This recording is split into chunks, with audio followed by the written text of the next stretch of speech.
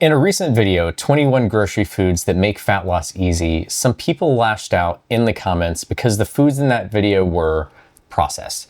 So today, I want to clear this up once and for all. Are all processed foods actually unhealthy, or have we entered an entirely new era where smarter processed foods are no longer the problem, but actually could be the key to ending obesity and diabetes forever? Now, after coaching hundreds of people through sustainable weight loss, I have come across a lot of people who are terrified of eating anything processed. But yet, when we look at the data and we look at real client results, that fear just doesn't hold up. So in this video, I'll show you where that processed food panic really came from, why it's completely outdated, and what I think really matters for your health in 2025. So where does this idea that all processed foods are bad really come from? Well, I think there are three things that really drive it. Number one, food manufacturers have not done themselves any favors. They have figured out, starting back in about the 50s, that if they could make foods that tasted so good that people couldn't stop eating them, but also make them as cheaply as possible with a lot of carbohydrate, a lot of fat, and a lot of salt, and not a lot of protein or fiber, that this could be a way to make a lot of money. And so they did kind of create this monster. They opened Pandora's box, and they have really created this culture in America, at least, around food where people are legitimately addicted to food, especially when it comes to dealing with emotions and stress and other things in life. We literally celebrate with food. We mourn with food. And we do that because the dopamine hit that we get when we eat hyper-palatable food that tastes amazing, is just massive. And so food manufacturers did somewhat create this problem in the beginning. Now, meanwhile, another thing that drives this is gurus and marketers on the internet. They have realized that if they make negatively focused content around things like artificial sweeteners and food dyes and processed foods in general, that it simply gets views. It gets them attention. And it's the attention that they want in order to sell supplements or in order to sell their coaching or their program. And so there's a lot of people who may not even believe in what they're saying, but they're willing to stoop and to lower their own integrity in order to get attention to sell a product to make a buck. And they don't really care if what they're saying is even supported by real life research or facts. Third is the issue that most negative rhetoric based around processed foods in general is coming from observational studies. Now, in the world of research, and first let me just be clear, I am not a PhD researcher and I am not a doctor. I'm a health coach who has coached hundreds of people through the years. And so all my perspectives here are going to be through the perspective of working with real clients in the real world and seeing the impacts that these foods have had on them and their health and their blood work. In the realm of actual research, there are observational studies where they're essentially looking at vast groups of people, like populations, and they're looking at, okay, things like their mortality rates and the prevalence of type 2 diabetes. And then they're also looking at certain factors like, okay, do these people drink diet soda? Do they smoke? Do they drink? Do they exercise or do they not exercise? And so you have these observational studies, and what they will do is they will say, okay, this population of people has a lot of type 2 diabetes, they're obese, they're overweight, they're metabolically unhealthy. Oh, and they drink a lot of diet soda. They consume more artificial sweeteners. And so what they will do is they will try to draw a correlation between the fact that these people are very unhealthy and that they're consuming these things like artificial sweeteners or processed foods. So folks who don't understand what's happening, they would think that these things cause these problems, but they're also ignoring all of the other what are called confounding variables like, have they been unhealthy for years? Are they not exercising? Are they just consuming way too many calories in general? Are they drinking? Are they smoking? Are they doing all of these things? Are the reason that they're consuming diet soda because they're trying to lose weight in the first place, not necessarily that the artificial sweeteners are what's causing them to gain weight or to be unhealthy in the first place. So those are observational studies, and they can maybe show correlation where someone might say, well, maybe we need to investigate further, but they can't show any direct causation.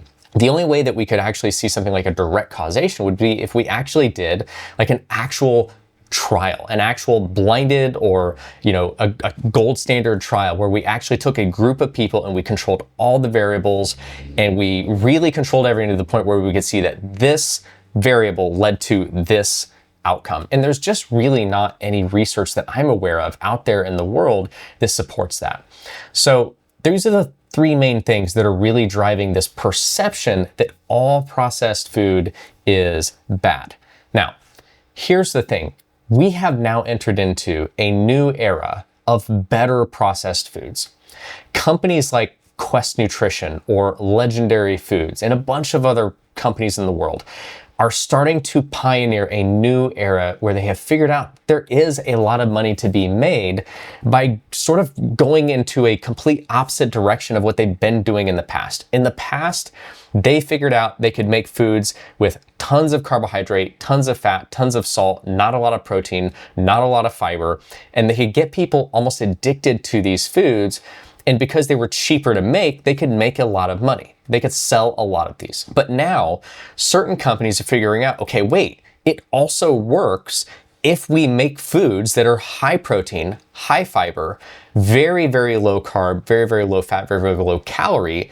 And what they're figuring out is that if they make those foods taste really good, people will still eat the crap out of them and they will pay more money to buy those foods because it won't cause them to gain weight and it will help them to be able to lose weight much faster. So we now have all of these companies like Quest and Legendary Foods, and you have companies like Premier Protein and companies like bread companies like the Lewis Baking Company making zero carb breads and La Banderita making zero carb tortillas.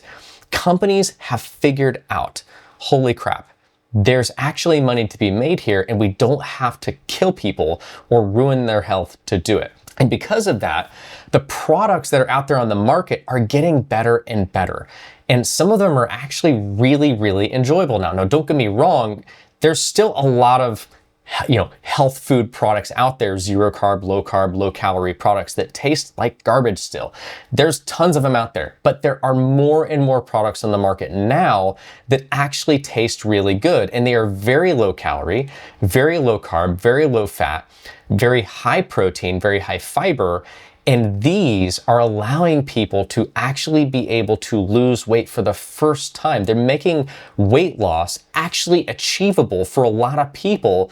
And not just achievable, but they're making it kind of enjoyable for the first time in a long time. In fact, it's so pronounced in what I have seen with our clients working at Healthy and Whole that it's not only just as effective as something like a GLP-1 or surgical intervention like bariatric surgery. What I have noticed is that when properly balanced into a day-to-day nutritional lifestyle with some of these healthier versions of processed foods, balanced with healthy activity and exercise, and also worked in with whole foods and different things like that, when done properly, these foods are not just as effective, but more effective than GLP-1s and surgical intervention because they're able to allow people to do this in a sustainable way for the very, very first time. And that is life-changing for a lot of people. Now, the other thing I have to talk about here is that a lot of the claims and the complaints that people make or you hear on the internet around processed foods or artificial sweeteners or different things being unhealthy and toxic and poison and all of these things are just not true, and they're not supported by research, and they simply do not hold up in the light of real life with real people when we actually look at it. Now, I'm in a unique position, more so than a lot of people, because I run a sustainable weight loss coaching company. And over the last decade, we've coached hundreds of clients. And over the years, due to the nature of how we coach our clients, we've been able to see a lot of clients implementing and utilizing these healthier, more evolved versions of processed foods in their day-to-day eating in various volumes and frequencies. And we've been able to see what a lot of people can't see, right? We have so much data that we look at on a daily and a yearly basis for people consuming these foods. And what we see is the opposite of what a lot of the internet would have you believe. A lot of the negative content makers in the internet and a lot of these people out there would have you believe that eating processed foods is poison and that it's toxic and that it's making you sick, especially the ones like zero sugar or low carb and all these different things. If they're artificial sweetened, if they have, food dyes, all these things, they would have you believe that eating these things is poisoning you and killing you over time. But we see the exact opposite, not across the board, but with these more evolved version of processed foods, we see the opposite. We see clients losing weight consistently all the way down into healthy BMI range. And guys, think about how rare that is. The actual statistics in the United States for people actually losing weight and keeping it off is less than 10%. Less than 10% lose weight and keep that weight off. So few people ever even reach healthy BMI or reach their goal weight, let alone keep it off. And in our program, I just did a survey. I just went back and looked at the data for the last 30 people who joined our Healthy and Whole Mentorship program, which is a one-on-one coaching program. Of the last 30 people that I sampled their data who joined our program, we have a 90% success rate with those people. There were only 3 people in that group of people who have not had what I would call considerable significant weight loss. And all 3 of those people have what I would say life circumstances that have prevented them from actually participating in the program. But of the 27 people who have actually participated and who have actually followed the program, we have a 100% success rate. And I really attribute that to the implementation for a lot of these people of some of these healthier and more evolved processed foods. But that's what is so mind-boggling, is that we see something very different from what all of the internet content would have you to believe. We see their weight going down all the way into goal weight range and healthy BMI range. We see them staying there. We see their blood sugars improving. We see blood pressure improving. We see cholesterol, LDL cholesterol going down, triglycerides going down. When we implement exercise as well, we see HDL numbers, good cholesterol going up. We see systemic inflammation markers like C-reactive protein coming down.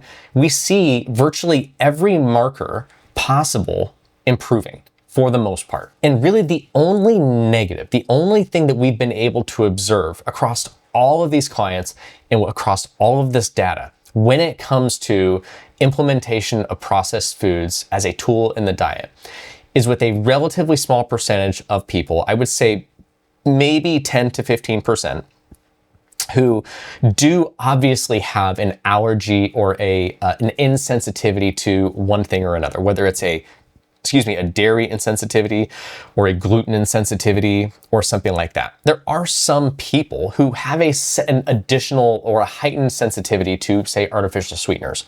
There are some people who have insensitivities to gluten, to dairy. But when I look at our data and our rosters of our clients, it's a really small percentage of people.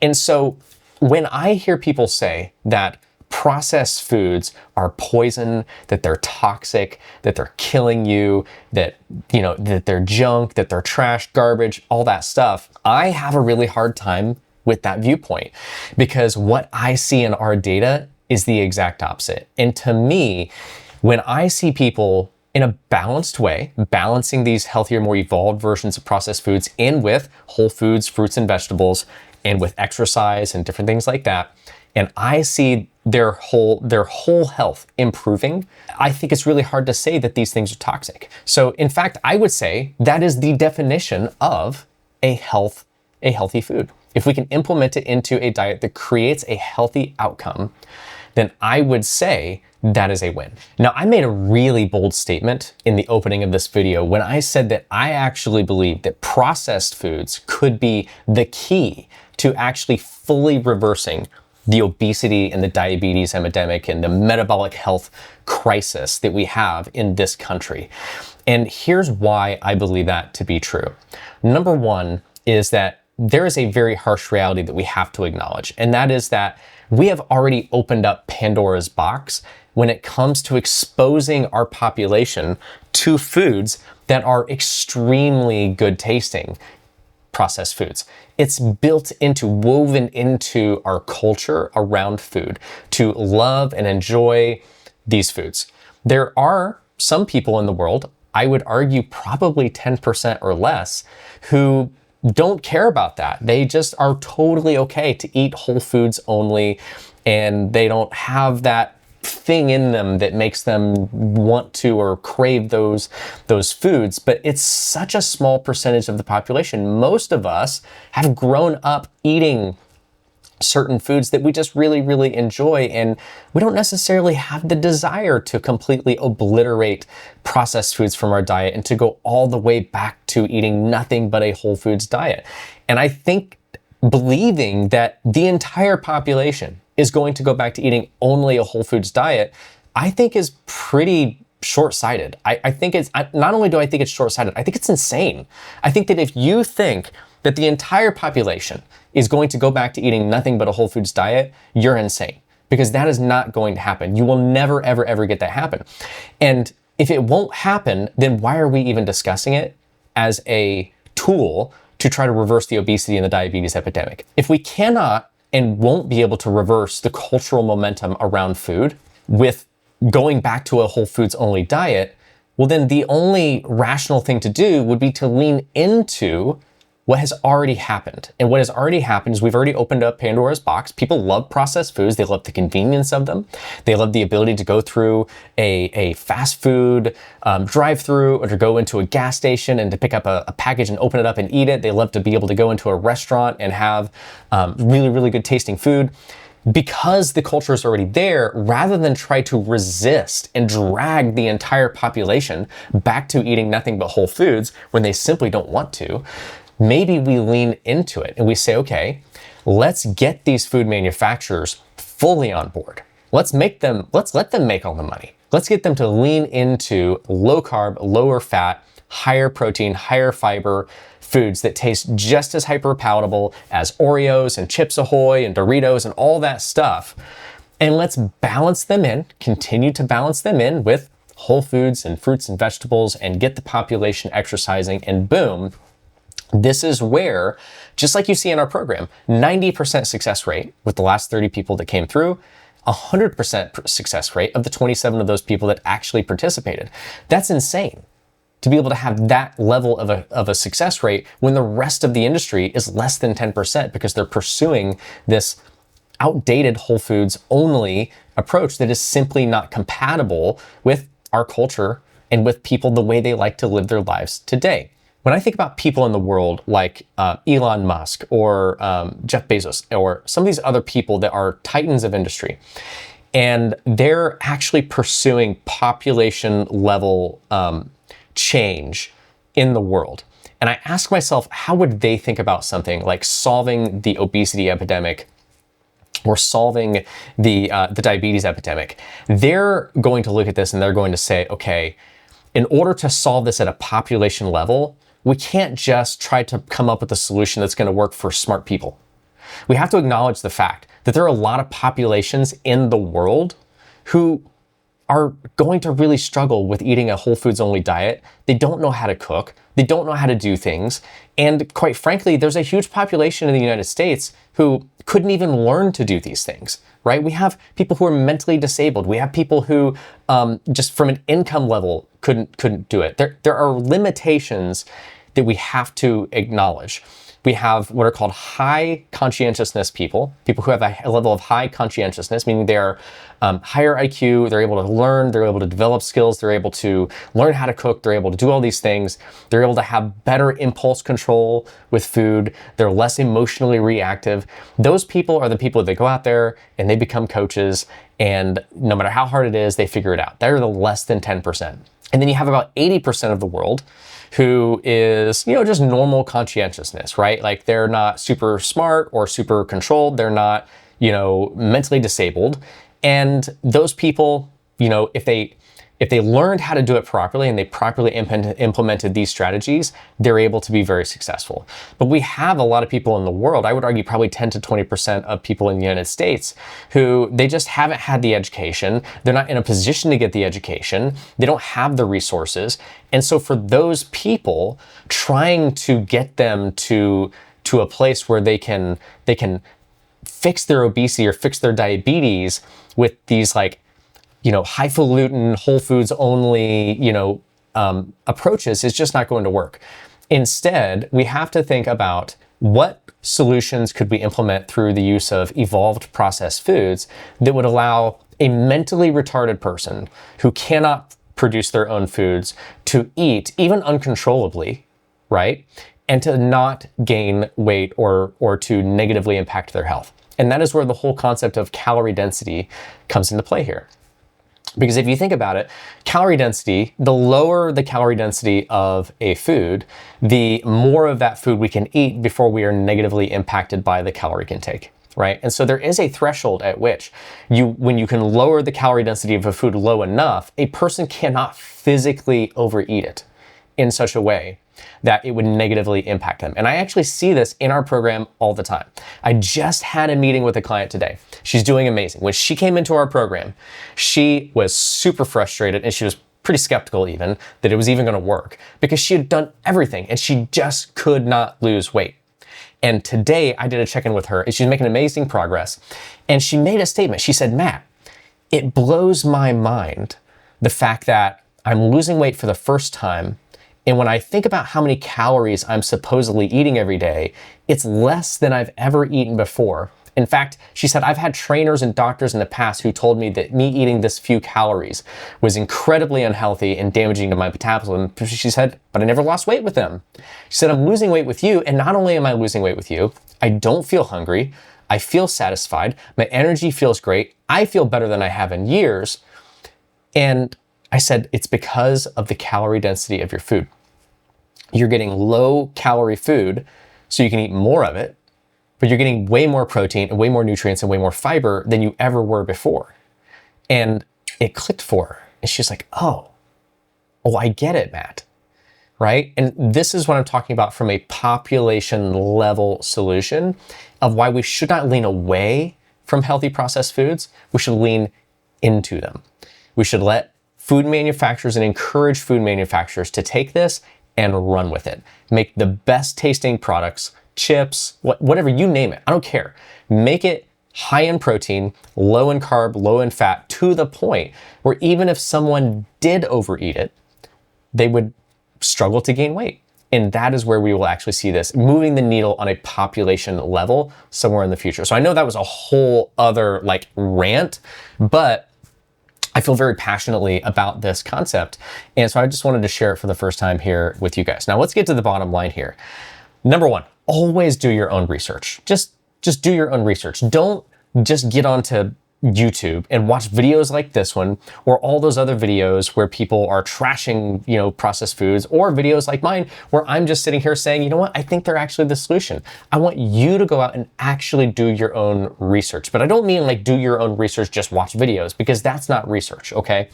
What I would recommend is actually utilize a tool like ChatGPT, okay? Because the problem with just going out and watching videos like this or all the other videos only and not actually doing more structured research is that you always have to consider the motivations of the people making the content, right? Even me, right? You watch all these other videos that are very negative around processed foods, and usually that's because they're selling a supplement that will lower inflammation that was caused by those processed foods, or they're selling some kind of a product or a shake or a program or something like that. And then same thing with me. I'm a coach. I run a sustainable weight loss program, right? And we utilize a lot of these products, and we are able to get a lot of the results that we do because of the way that we approach education and a common sense approach to healthier processed foods. So I have a motivation. I'm here on YouTube to help people to get results through my free content, but also to enroll people into my coaching program, because that's how I feed my family,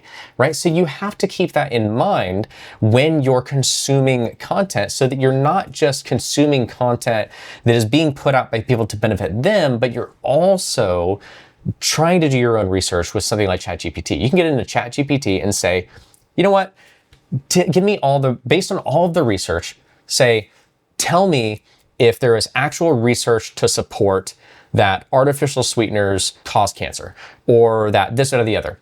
Go in there. And the nice thing about something like ChatGPT is that it's not human. It's not selling you a coaching program. It's not selling you a product or a supplement. it has no motivation to lead you the wrong way. Now you have to be a little bit careful with ChatGPT and with AI, just because it is trained on data, and sometimes it can get things wrong. But I have noticed that it's very rare that it gets things wrong in this category when you're asking it research-based questions, okay?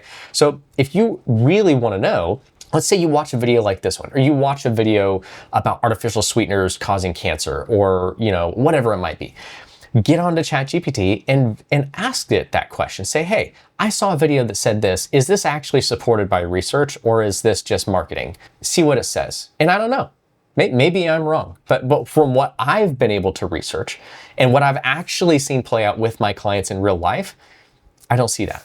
I don't see it in real life. I see it the opposite of that doom and gloom approach that we see on the internet. So do what is best for you at the end and what fits your tastes. If you are someone who wants to go out there and eat nothing but a whole foods only diet because you enjoy that and it works for you and you have the time to prep all that and to do all of that, that's amazing. I actually do believe that a whole foods only diet probably is the healthiest diet out there for human beings. I do think that is true. But I also believe that for people like myself, and I would say probably 80 to 90% of the population, we don't want to live that way. And we're not going to meaningfully resist the culture and pull a full 180 and go down that road. And so I just want to empower all of you to do what is best for you. But at the same time, don't judge other people, and don't come at other people telling them that they're poisoning themselves or this, that, or the other. Do your research, but let people do them, right? I'm not going to judge any of you for being a whole foods only diet. I think that's great, but I don't want you judging me or any of my clients for doing the opposite. So do what's best for you and let the chips fall where they may. So if you've watched this and you're like, okay, Matt, you do make a lot of good points. I'm going to go do my own ChatGPT research, but I do want to learn more about these evolved processed foods. If you missed my video, 21 grocery foods that make fat loss easy, go check that out. Put it out a couple weeks ago. I've got a few other videos on my channel where I share a lot of products like that are low carb, low fat, high flavor, high protein, high fiber, and they can be great. I'm seeing a lot of clients, including myself, implement these on a daily basis, and we're getting amazing results with them. And I have, like I said, I have no data to support any negative outcomes unless there's an actual food allergy or insensitivity. I hope this video has been helpful. And if it has, like, subscribe, and I'll see you guys in the next one. Bye-bye.